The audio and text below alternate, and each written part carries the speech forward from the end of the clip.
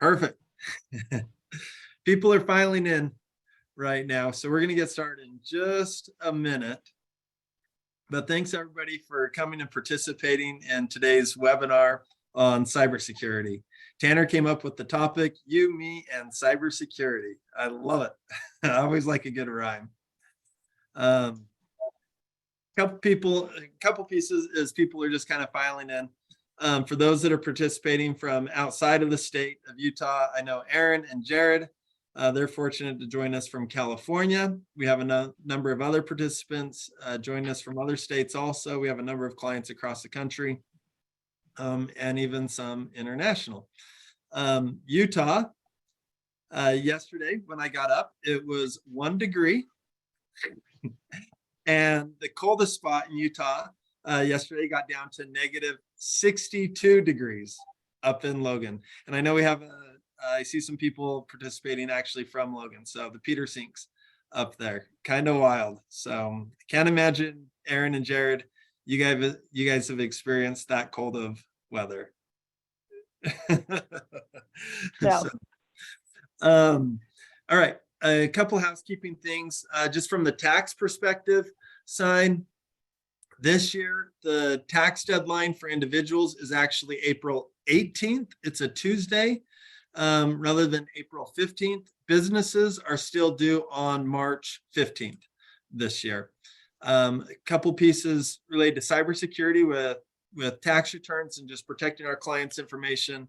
We take a number of security measures in order to protect our clients' information. You can imagine from the wealth management side, then also from the tax side. That's one reason why we actually invited Aaron and Jared, is we went through and had our firm do a full cybersecurity audit.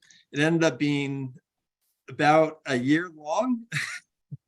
We went through so many different control statements. I mean, we truly just tried to dissect everything. And any potential spot where we could have a weakness, you know, from reaching out to even places like Google and Microsoft, since we use Microsoft Office and Excel and Word, you know, obviously we're using Google in the firm. We use a number of other resources in order to help our clients, and reached out to them, just saying, okay, what are the measures and things they have in place in order to protect client information? Like, we really tried to really safeguard and protect our clients' information when it comes to cybersecurity. A couple pieces specific to tax returns. Here's one of the number one pieces. If you ever get a phone call from the IRS, that's a scam. That's a scam. I'm just going to answer right now. It's a scam. If you ever get a text message from the IRS, that's also a scam. If you get an email, that's a scam. Okay, the IRS, the only way they correspond with people is through the United States Postal Service, the USPS. Okay, if you do get what we affectionately call a love letter from the IRS, just letting you know that they're thinking about you, send that over to us. I had one just last week, actually. And even that one, even though it came from the USPS, we're like, the way it was worded and it was written, we're like, let's just get to the bottom of it. My first question is this legitimate? It was a demand letter asking for several $1,000s, tens of thousands of dollars from a particular client. And it's like, number one, let's make sure that is legitimate. And then number two, let's jump in and figure out exactly what's going on there. So know that you have a team around you and people to just help you figure out each one of these pieces. A couple other things. I took some notes. Keep your social security number private. You always want to be careful there. Make your passwords work for you. I'm going to turn that over and we're going to talk with Aaron and Jared about that in some more depth in a little bit. Some other pieces. Protect against computer spam and viruses. In today's day and age, no question, just make sure you have Norton, McAfee, I don't care what it is, but make sure you have some sort of virus protection on your computer. They do a good job. That's their job and what they're looking out for. I actually I saw an email today from a Lookout. They're somebody that you can install on your phones in order to help protect against cybersecurity. And they literally titled it 2023, the year of cybersecurity, and making sure you're protecting yourself, concerns there. Keep financial information private. Beware of phishing. We'll talk a little bit, Aaron and Jared, about that. Number 7, shred bank and tax documents. One of the things that's important here with our firm is we really are primarily a paperless office. I know when I'm meeting with clients face to face, we print everything off. That's because it just makes the conversation a little bit easier as we're talking with the clients. However, once we get done with the meetings, then what we do is we go and we shred all those documents. So that way, if somebody broke into the office space, which we do have alarm systems, we have cameras, we have everything like that too, your information is not just sitting around there. So we're very careful about things like that. And we encourage our clients to do that too. Don't just leave stuff floating around. Reduce credit card solicitations. That's another important piece. One of the things that people may not be as aware of is you can actually opt out of a lot of those credit card solicitations. I'll give you guys the number right now. It's actually 1-888-5 opt out, OPTOUT. So that's 888-567-8688. When you do that, it's going to ask for your social security number. It's going to ask for your address, your date of birth, but then you can be opted out for, I believe it's 5 years over on that side. And Rob, there's also a permanent opt-out option, which I have done. It requires a form to be sent to you through USPS and you sign it, but it means I have permanently opted out for the rest of my life. Perfect. And it works. I did it probably 10 years ago. Yeah. Wonderful. Thank you. Yes. Yeah. I think that's a great idea. The reason why that can be important is because we don't want to get this credit card solicitation and somebody to steal this out of your mailbox and then go apply for something under your name. From our vantage point and talking with clients about this stuff all day long, we have horror stories talking about that. I'm sure Aaron and Jared will probably share some stories with you. With that, Aaron and Jared are both heads of technology and very well versed in cybersecurity over with Charles Schwab. Charles Schwab purchased TD Ameritrade. And so that's one reason why we have such a good relationship with Charles Schwab and Aaron and Jared over there. So very first, I'm going to turn the time over to them. I'll ask them a couple questions. Feel free, jump in, and we're already getting some Q&A coming in. I love it, guys. Feel free, jump in. Down at the bottom of your screen, you can just type up some questions. I'll ask your questions also. We'll kind of just do this as a town hall. So really what's most important on your mind, we'll address those pieces.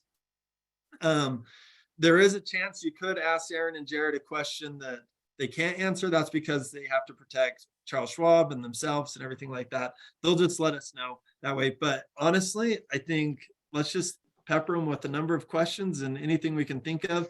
And we're really fortunate to have them. So with that, Aaron, let me ask you very first. So, and then Jared, you can pipe in next if you want. Just basic cybersecurity, safeguarding our information and assets. Go for it. What do you think? What do you have to say? Yeah, and before I jump into that, Rob, let me answer first these couple of questions that have come in. First, do you know where you can request that form from, the permanent opt-out? I actually start from the annualcreditreport.com. That's the only government website for being able to check your credit report for free annually. And it's not even it's not a credit score, it's checking your actual report. And that's the government website. And you can start there. You can also just Google permanent opt-out. And if you go to that consumer FT, the government website, that will direct you into the right place.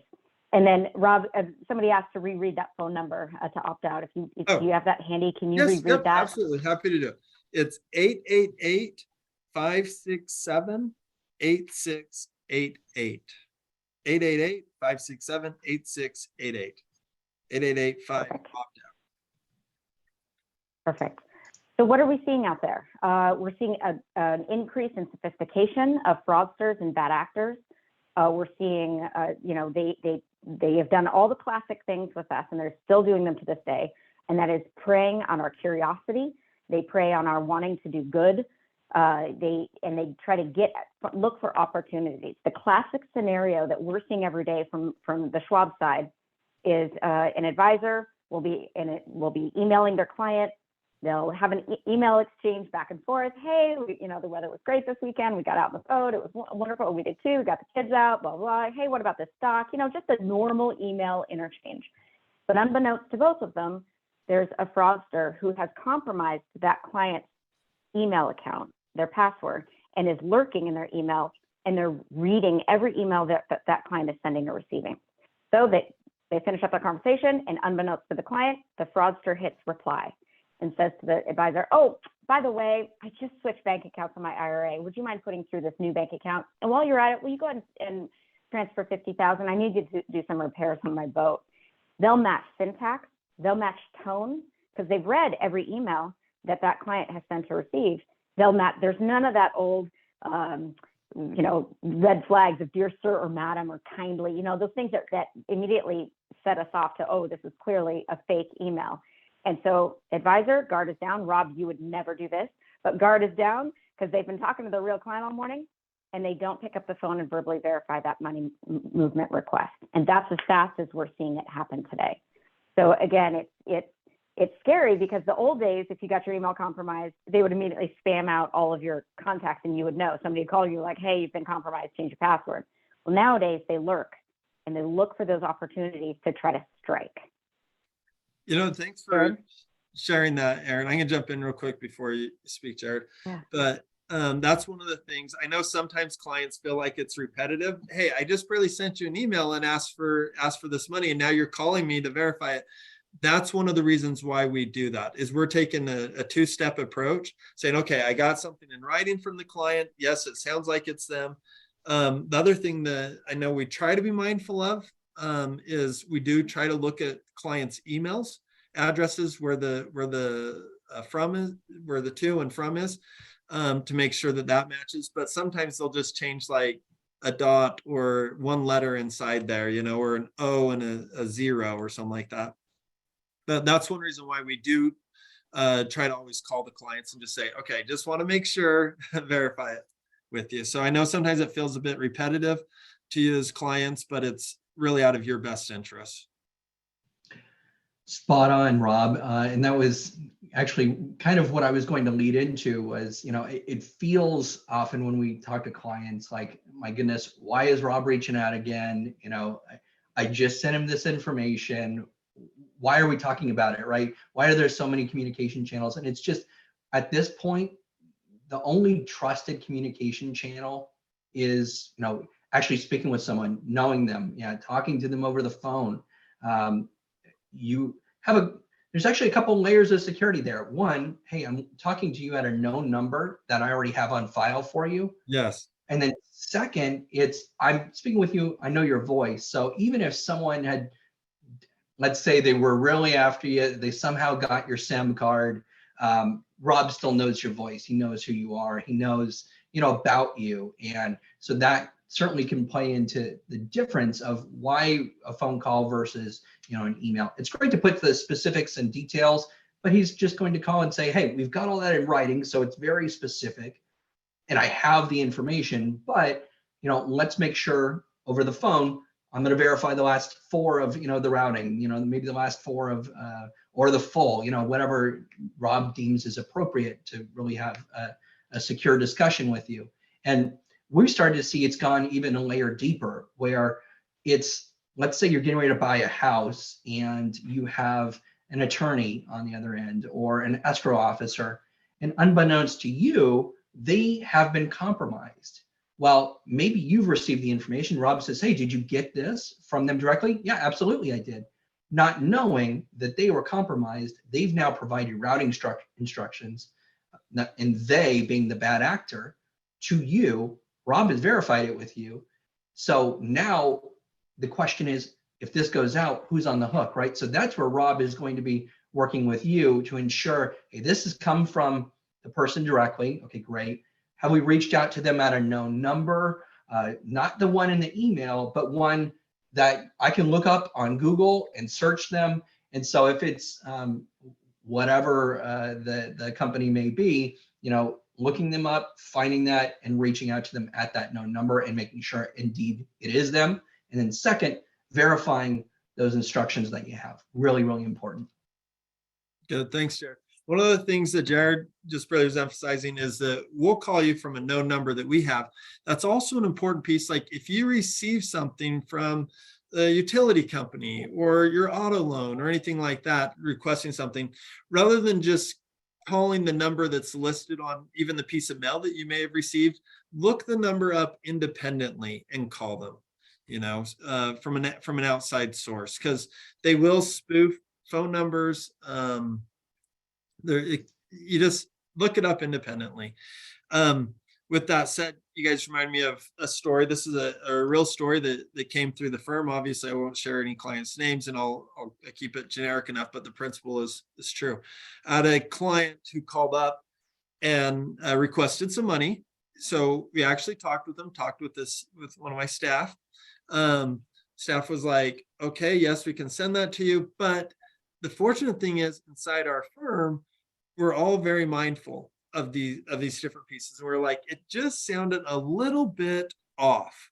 Now, this particular client, let me give you this profile, extremely organized.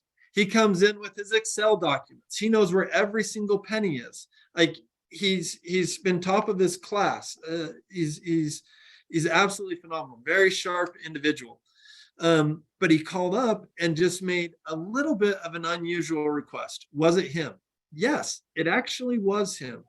But fortunately, my staff, huge props to them, came in and said, something sounded just a little bit off, Rob. So I called them up and I said, okay, we can certainly send you this money. I understand it. I talked with him about it. You know, I knew it was him. But I wanted to dive in a little bit deeper on it and said, it just sounds a little bit unusual. Okay. The next day, he called me up and he said, Rob, I have to tell you, I lied to you. He goes, what I said I needed the money for isn't necessarily true. I'm being scammed and I didn't realize it. Here was the unfortunate thing. Those bad actors had already taken, he had his home paid off, had already taken a mortgage out under his name and got a couple $100,000 there. He had another advisor. That other advisor had sent the money and he had lost that money. Fortunately, on our side, and this is one reason why we do try to take these steps. It's not like we're going to be perfect. Those other people weren't perfect. I don't fault them for not being perfect, but I will say it is important to just kind of take these steps. And we do try to know each one of our clients and their situations. And if we notice an abnormality there, then address that. Fortunately, from our side, we were able to stop it and we're able to keep all the money that he had over with us protected. Then we brought in his wife, we brought in his children and some other people, and we're like, hey, we just need to make sure we're aware of this situation. So some of these fraudsters are quite sophisticated, you know, and we just always want to be hyper vigilant and keep paying attention to any abnormalities out there. Anything else you guys want to add? No, I think the only other thing is that you also use varying methods, just like you were saying. They use texting, they use social media reach outs, they use email, they use phone calls. Basically anything incoming, be healthily suspicious of and consider it guilty until proven innocent. Yeah, and along by that proving same innocent, line, I mean calling. 100%, Aaron. You know, and one of the other things that we've really started to see on the rise is romance scams. And, oh my gosh.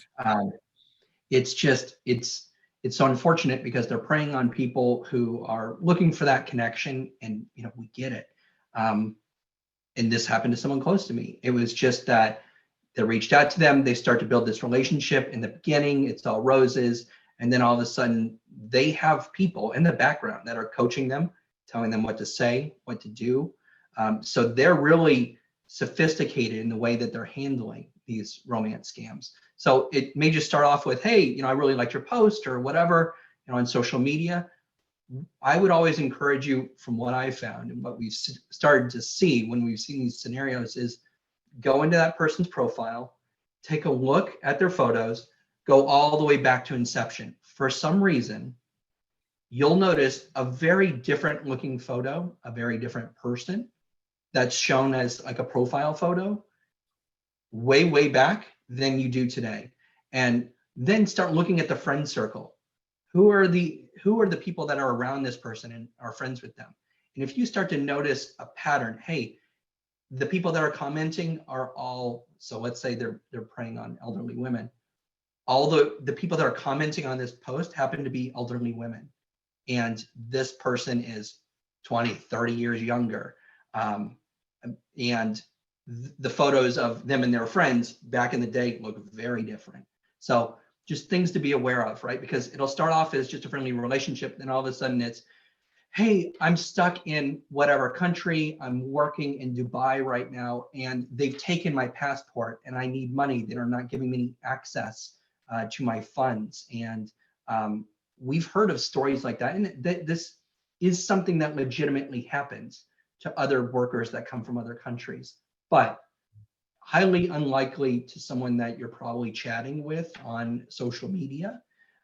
So just to your point, Rob, skepticism, dig in deeper, see what's going on, and really make sure, even though we're always longing for this connection, that you're really ensuring this is the proper person you should be building a relationship with. Thanks for talking about those romance scams. We actually have one of those stories, actually a few of those stories, unfortunately. One got really bad though, that came through our firm.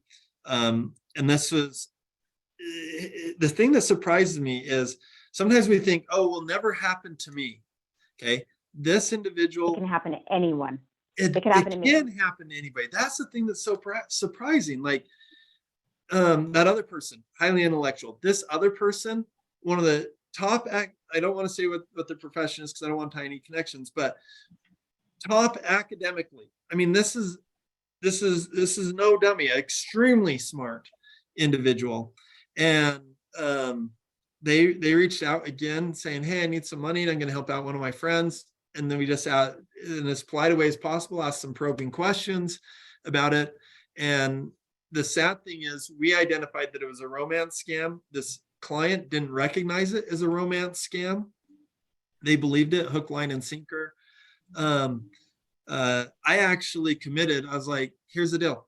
I'll pay for a plane ticket and I'll even go to that country to deliver the money to them. Anyways, the bad actor ended up fizzling out, with time. The client was finally able to identify that they were being scammed.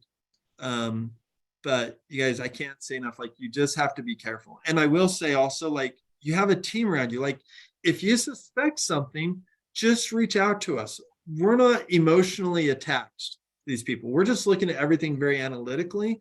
And so we're in your corner. We have your back. We care about you, and trying to help people that way. We are seeing a massive spike in deliberate targeting of elderly and vulnerable investors.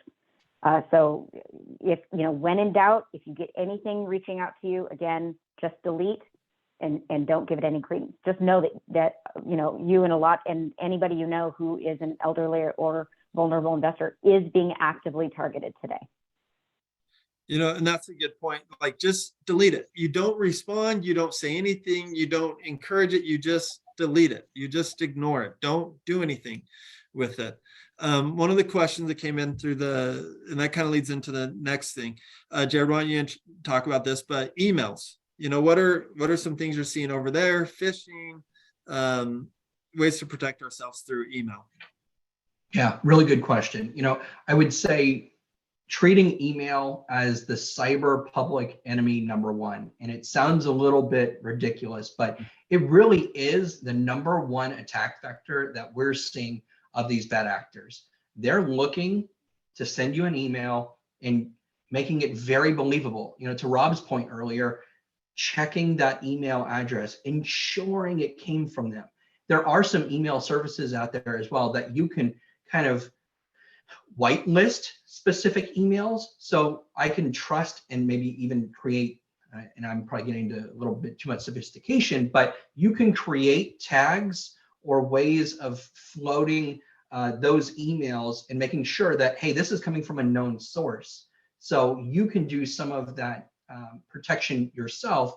So that way you can very quickly identify, is this someone that I already trust, or, hey, this hasn't hit one of my rules. Again, I know I'm getting very complicated, but it hasn't hit one of my rules. So I know, hey, this is coming from someone that I know, or it's not.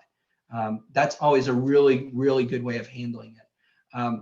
Now, when we talk about email, it really does come back to looking at the email, making sure the sender is who they're supposed to be, that it's truly the person that you've made as a known sender.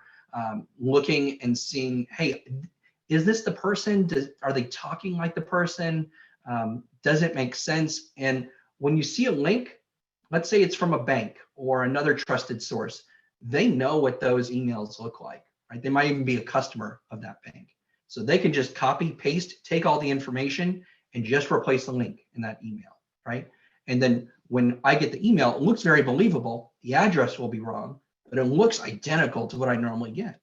And so instead of clicking on the link, I would say whenever possible, avoid clicking on links in emails because it could take you to a page. So let's say it's Wells Fargo, just as an example.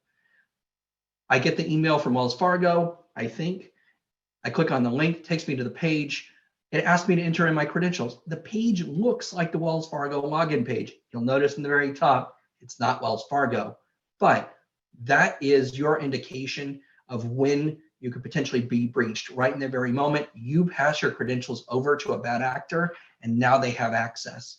So we'll talk about some two-factor authentication and what all of that means here in a little bit. But that's a great additional way of protection. So if you do accidentally click on a link, it can help in those scenarios. Here's what I would say. In lieu of clicking on links, just say, okay, I got this email notification from Wells Fargo. Instead, go direct to your browser, pull up your bookmark for Wells Fargo, and then enter in your information. Don't use the link wherever possible. And I know it sounds like we're probably talking through the side of our mouth because then you're going to get an email from Charles Schwab, right? Or from TD. But when it comes to cybersecurity, it's always about this balance between security and ease of use. So we try and make it easy. Wells Fargo, all these different institutions try and make it easy. But at the same time, that's where these bad actors prey on. Again, what does it come back to? Trust, right? They know that we trust these emails. They make them look like that trust. And so that's what you got to always just verify and make sure. But you addressed it too. So, okay, I get an email from Charles Schwab or TD Ameritrade or Wells Fargo or whoever it might be, right? What do? I can just go log in independent of that email. So that's the way we address it. It's it's pretty easy. Yeah, a couple of the other questions talk about, one of the questions is AAA Auto will run run checks periodically for changes occurring on credit, which includes dark web monitoring and in this case shows an email, but includes capital letters, which they don't have, and anything to do to address it. Unfortunately, no. And another question had notifications lately that their emails on the dark web. Once an email address is out on the dark web, it's out there. The more important thing, and this answers several questions, is how do you protect your email credentials? And so maybe this is a good time to talk a little bit about those credentials that we mentioned. Having a long, unique password, and this isn't just for email, although email is most important. This is for any of your logins, your banking, your Amazon, and whatever logins you have, you should be thinking of having a long, unique password or passphrase for every one of those domains. What I mean by unique is it's not used anywhere else. You're not reusing your password. That's the number one most common reason for credential compromise that we're seeing today. So the reason for that length, and we're not talking 7 to 9 characters anymore. Now we're talking a minimum of 15 to 20 characters. And the reason for that is a 7 to 9 character password can be cracked. The bad actors have technology to crack that in a matter of hours.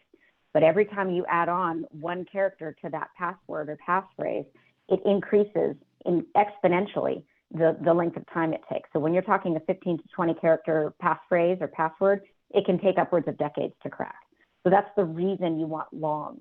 The uniqueness is exactly what we talked about. It's a cyber crime called credential replay or credential stuffing.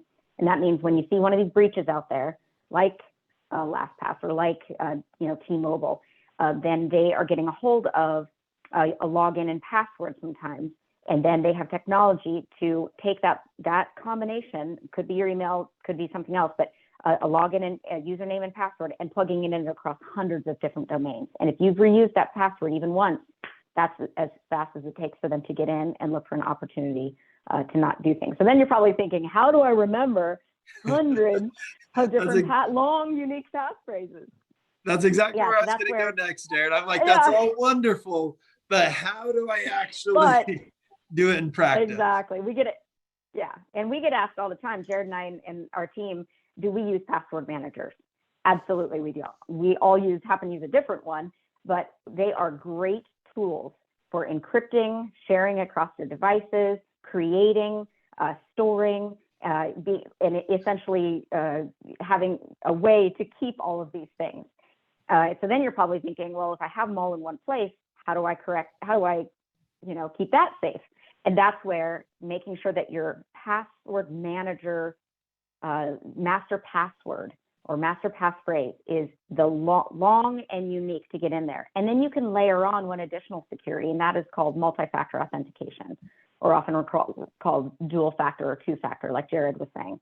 And that's essentially, in a nutshell, where you're having one additional piece. In addition to your username and password or passphrase, to get into your password manager, it's requiring an additional code. That could be an SMS text, that could be an authenticator app, that could be a YubiKey or a physical device, whatever it is. You need one additional token in it, so that if in case your username and password are ever compromised out on the dark web, because once it's out there, you need that additional token to get in. And if you're not using multi-factor, everywhere it's available to you. And I'm thinking email, your file sharing websites, your document control, your Amazon. If you're not using multi-factor authentication, I know it's a little painful to put in that code every time, but consider yourself acting recklessly on the internet today. What about a lot of words? What about checking that little box that says, remember this computer for 30 days? Are you comfortable with that? Yeah, cookies.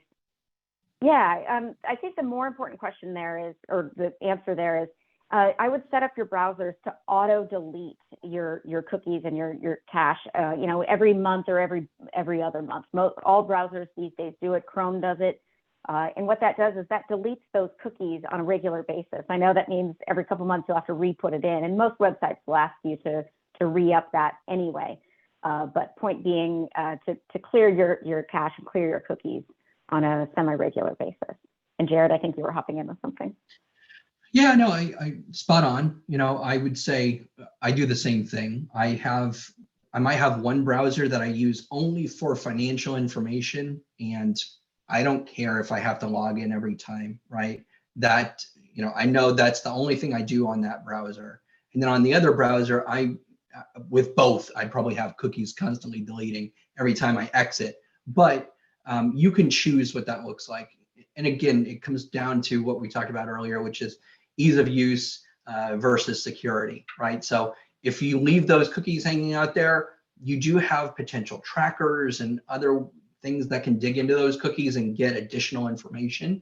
So I would say probably a good best practice, be comfortable with having to log in each time to whatever it may be, email, etc. And then to Aaron's point, the two-factor authentication, for those who aren't using it today, how that works, it's just I enter in my login. So my email, let's say as an example, my email address, the password I've created, long, unique, stored in my password manager, but then it takes me to another page, even if I got that, right? So let's say a bad actor got a hold of that information alone. Now it takes them to a second page that says, enter in your two-factor code or insert your physical key, and it will ask you for that additional layer. If they don't have it, they can't proceed forward. And so that's where it's really, really important. So as Aaron mentioned earlier, anything that you would consider the keys to your kingdom, right? Something that stores all of your financial data information. So, if you have a Dropbox account. Your Apple ID, super important. Right. Turn on multi-factor there. Email address, I would say it maybe even higher priority than that, because that's where you're most likely to get attacked.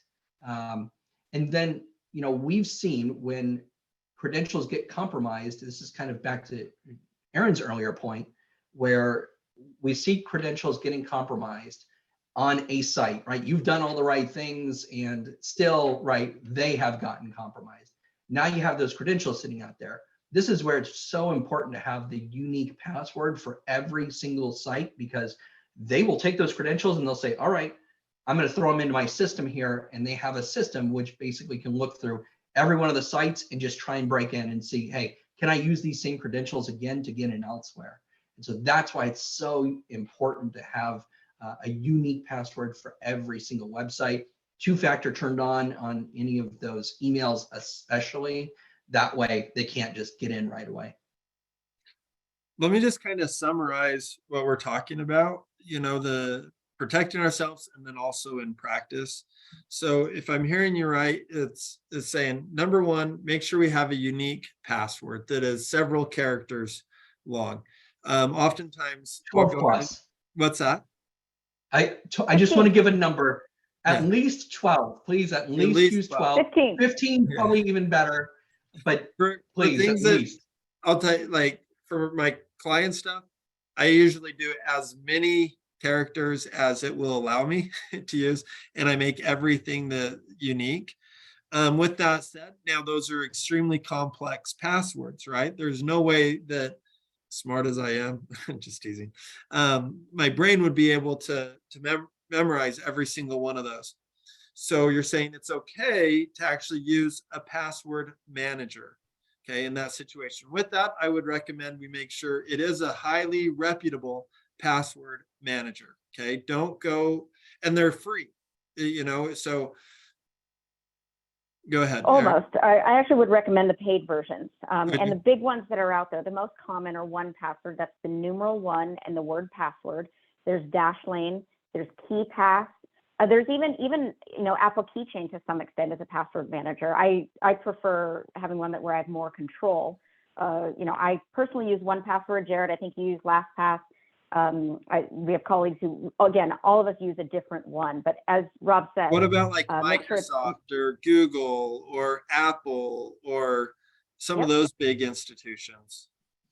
Yep. So Google has a password manager. I personally use Gmail and I prefer having a little bit of separation between my password manager and my Google logon, because my Google logon is kind of key to the kingdom. So if they got into that and my passwords, that would truly be devastating. So I try to separate as best I can. But all of those that we named are great. And if you Google best password managers and take a look at some of the like Wirecutter sites and ones like that, they also talk a little bit about that. One of the questions that came in, Robin, I'd love to answer this one, and that is step-by-step approach. Yeah, could you send us a step-by-step approach on how to use a password manager and tell us some good password managers to use? The key to a password manager is it's a big time commitment in the very beginning, because essentially what you're doing once you've gotten your password manager set up is you're changing the passwords on every one of your sites. And I know personally, I use probably 125 different passwords at any given time, from travel to bank, everything. And so what you're doing is one by one, you're going into that website, you're logging in, you're going to the security settings, and you're saying, update my password. Then you're going over to your password manager, you're having it create a 15 to 20 character gobbledygook, and you're pasting that in as your new password.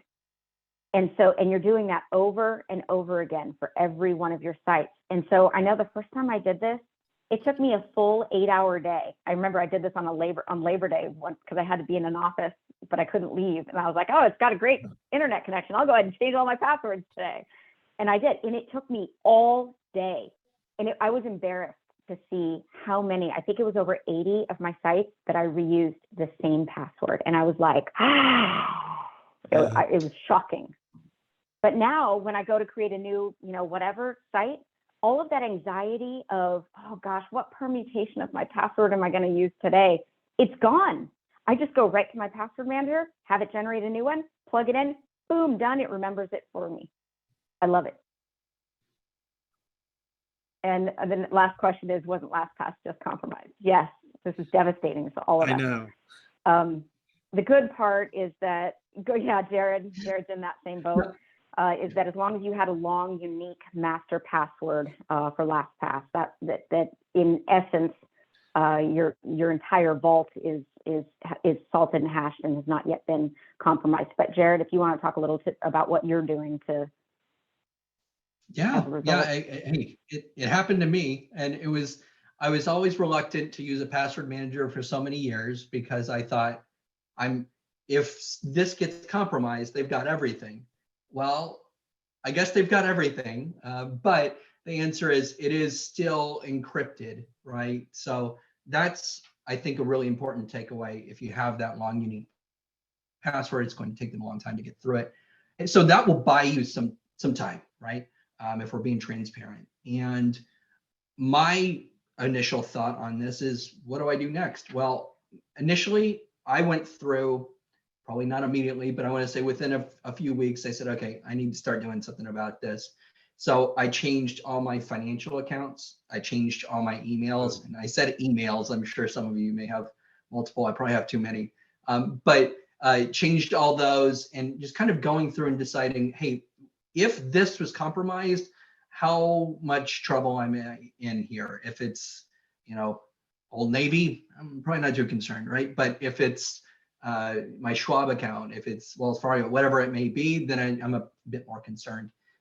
But again, I have two-factor authentication, so that's another layer of protection to at least take a little bit more of a sigh of relief in some of these instances. But again, knowing, according to all the information that's out there so far, that it's still encrypted. They didn't get the passwords as they are, right? So that's the key takeaway for me. And I think it comes back to just doing your due diligence and making sure whatever password manager, back to Aaron's earlier point, is one that fits your needs. I agree, it's worth paying for one. LastPass, they have a free version, they have a paid version. The free one is a little bit more limited, but the paid version, you get more flexibility. Here's one additional thing I do like about having a password manager.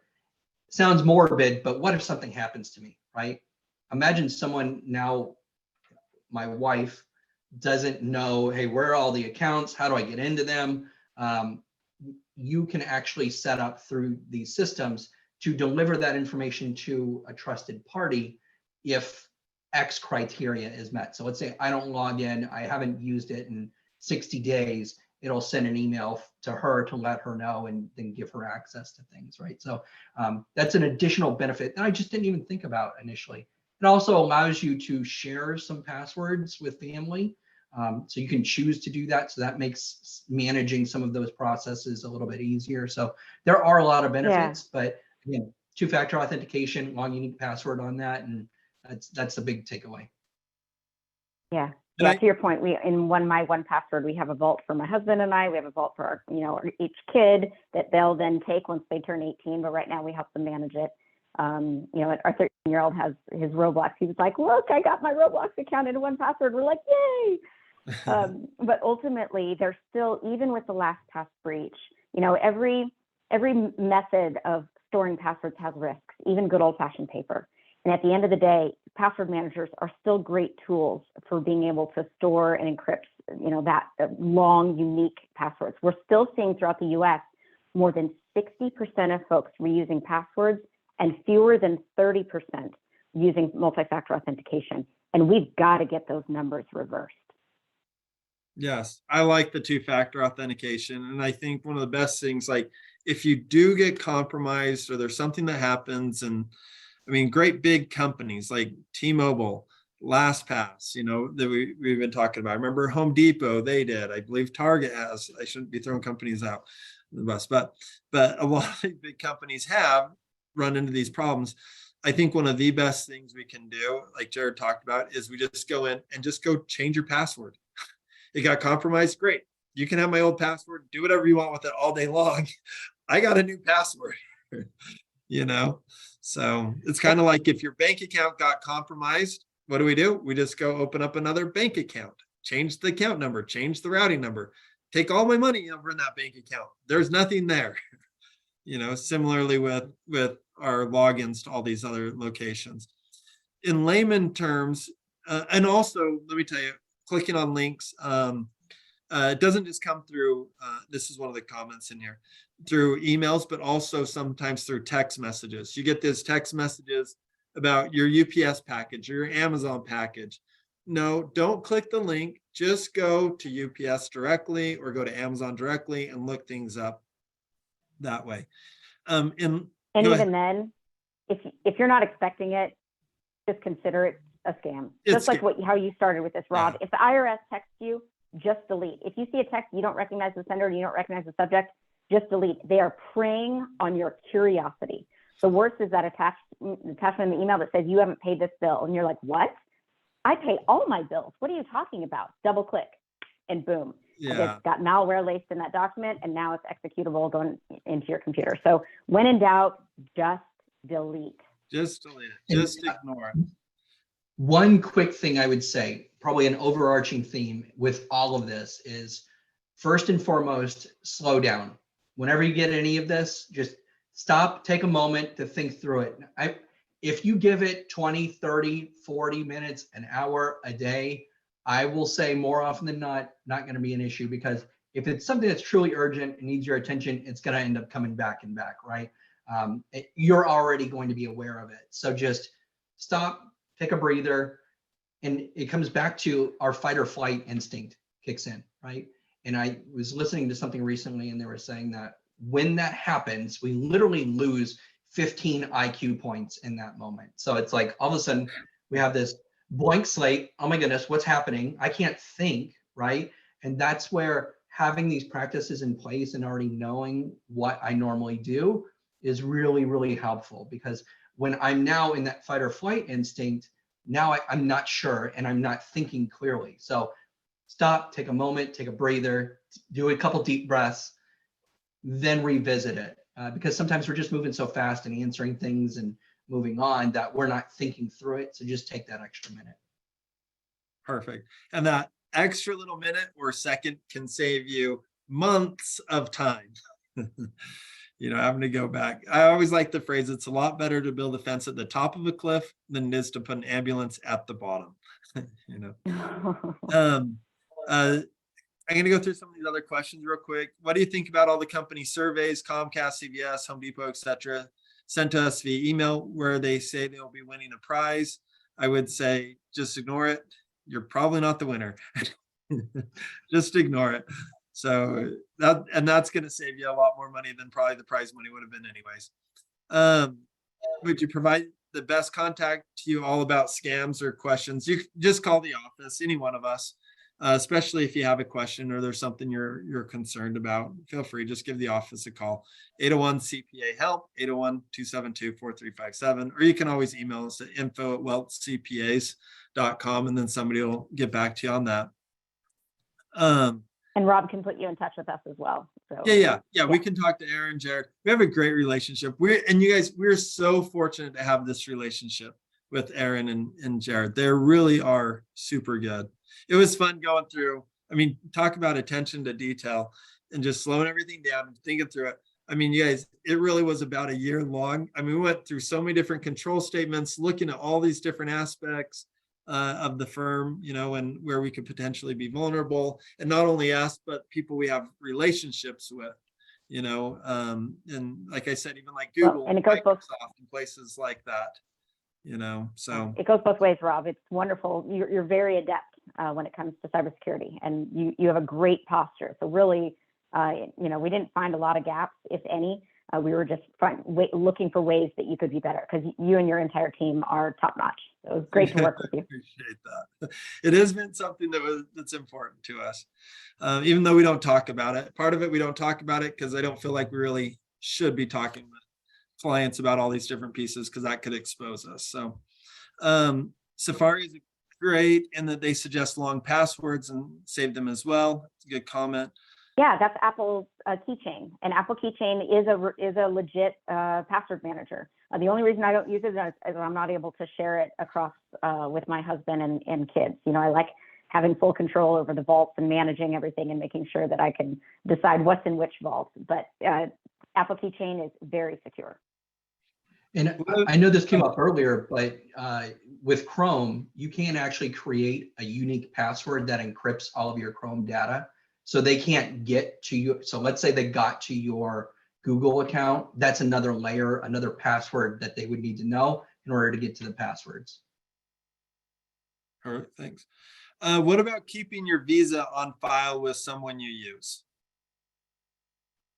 Yeah, the more important thing there is making sure that that login to wherever it is that you're saving your Visa, that it's long and unique. You're going to hear me say this over and over again. You have a long, unique password, and that you have multi-factor turned on to that site that you're saving your Visa. That's far more important than simply saving your credit card. If I'm going a layer deeper, I would say, is it a credit card? Because I'm not concerned if it's a credit card. I mean, I can just say, send me a new credit card. It's the credit card's company's liability. I don't even have to worry about it. If it's my debit card, I don't know if you've ever gone through anything like that where a bad actor gets a hold of your debit card. It's a different scenario. That again feels like keys to the kingdom type stuff. Whereas send me a new credit card, we're good to go. I won't worry about it. So that would be my suggestion. Yeah, I like that, Jared. Actually, I did away with, I don't even carry a debit card. I know it drives my bank nuts because they always ask for my debit card. I don't have one. Won't do it, guys. But then I just get my driver's license, and I'm able to get into my bank account when I go to see the teller. But I would, me personally, I just won't use a debit card. I use credit cards, and it goes over to the credit card company. You have that 30 days or so to be able to contest anything if you notice something on there. And go ahead. One thing I'd mention is there are card controls now in place too. So let's say you have a card that you don't normally use within the application on your phone. With a lot of different companies, you can just click to turn that card off. So when I really want to use it, I can just go back into the app and turn it on. And so that's another additional control. So someone couldn't just get in and, let's say you used it once, it was somewhere and someone got a hold of it, that would kind of block that transaction from happening. The other thing, talking about like all those credit card requests and stuff like that, me personally, I prefer to just keep it very limited. So I only have a couple credit cards, not a huge number of different credit cards. That way the credit card and I would recommend staying with large reputable credit card companies. That way they start to learn your spending habits, your location, kind of what you're doing.